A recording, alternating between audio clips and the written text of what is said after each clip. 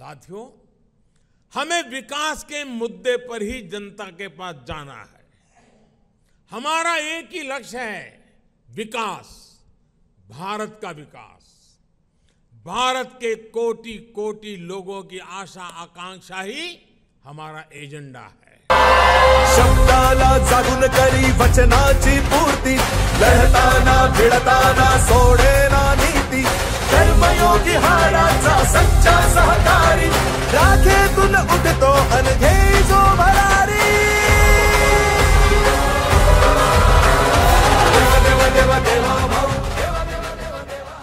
अशा प्रकारचं शिबिर आयोजित करून रुग्णसेवा करण्याचा प्रयत्न ते सातत्याने करायचे। उद्योग नगरी, कामगार नगरी, IT सिटी, मेट्रो सिटी आणि स्मार्ट सिटी ही आहे पिंपरी चिंचवड शहराची बदलत जाणारी वैभवशाली ओळख। जगाच्या नकाशावर दिमाखानं झळकणारं हे शहर खरं तर पुण्याचं जुळं भावंड। संत श्रेष्ठ ज्ञानेश्वर माऊली, जगद्गुरु संत तुकाराम महाराज आणि महासाधू मोरया गोसावींच्या पदस्पर्शानं पावन झालेल्या या भूमीला शिवरायांच्या विचारांचाही परिसस्पर्श लाभला। शिवरायांच्या प्रेरणेतूनच चिंचवडमधल्या चापेकर बंधूंनी क्रांतिकार्याचा वसा हाती घेतला आणि ब्रिटिशांविरुद्ध कणखर लढा दिला। ती होती सशस्त्र क्रांती। नंतर 50 आणि 60च्या दशकात औद्योगिक क्रांतीची बीज पिंपरी चिंचवड शहरात रोवली गेली।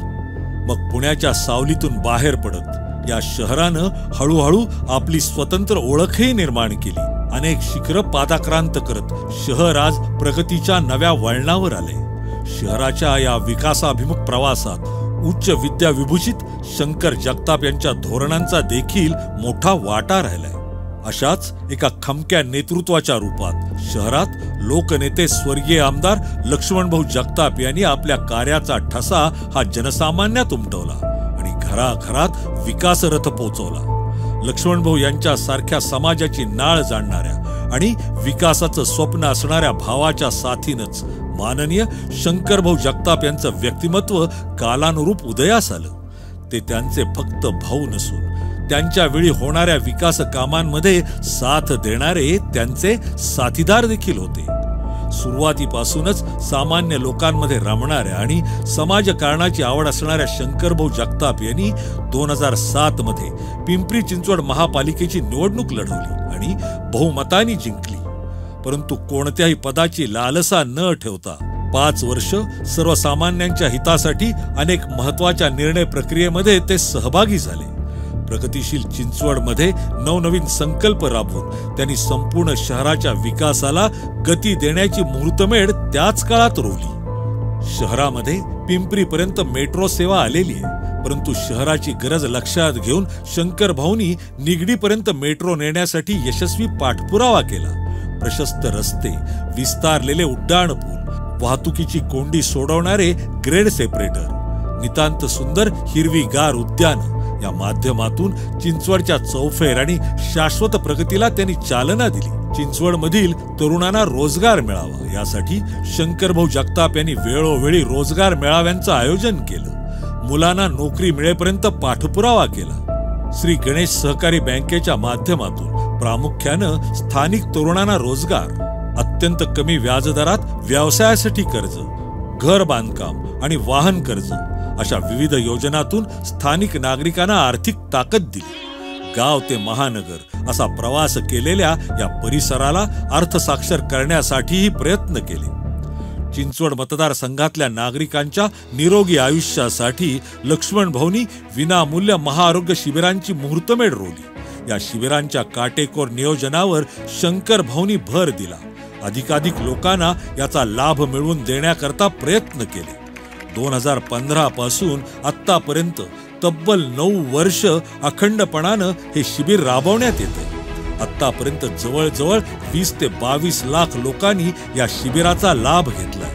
अनेक रुग्णांच्या मोफत शस्त्रक्रिया झाल्या, कित्येकांना जीवदान मिळालं। ते शंकर भाऊंच्या जनसेवेच्या उदात्त कार्यामुळे। मानसिक आरोग्य हे कोणत्याही आजाराचं मूळ असतं।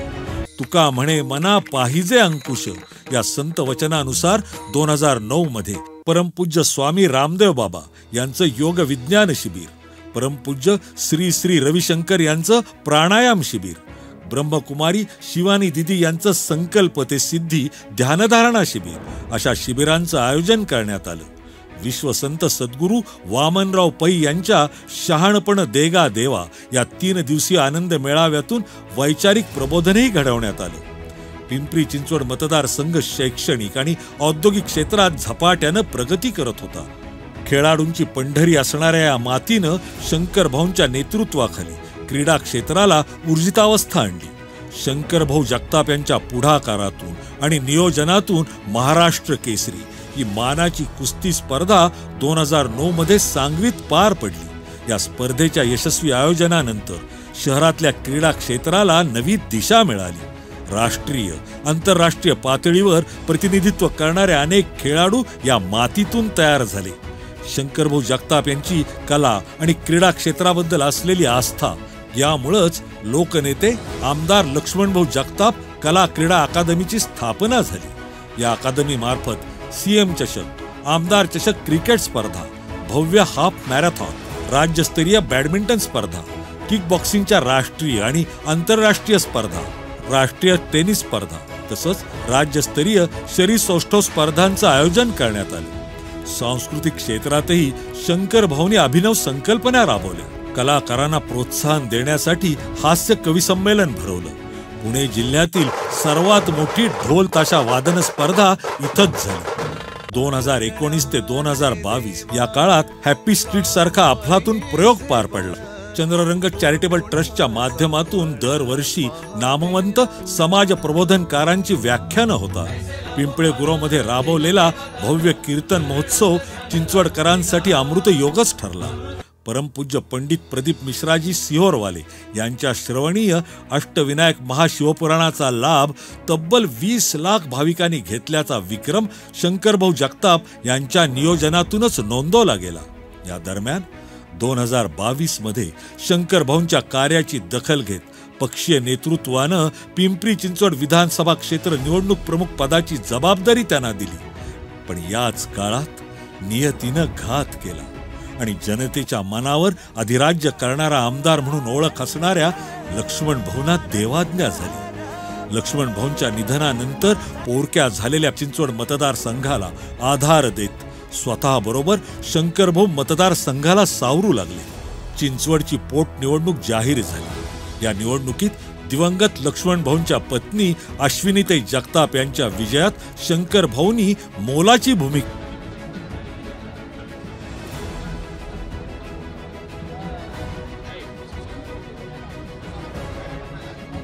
अंगभूत नेतृत्व गुण, कल्पकता, राजकीय चातुर्य आणि संघटन कौशल्याच्या जोरावर त्यांनी पक्षाची मजबूत बांधणी केली. महिलांमध्ये उद्योजकता रुजावी यासाठी शंकरभाऊ यांच्या संकल्पनेतून पवनाथडी, आदिवासी जत्रा असे अभिनव उपक्रम राबवण्यात आले.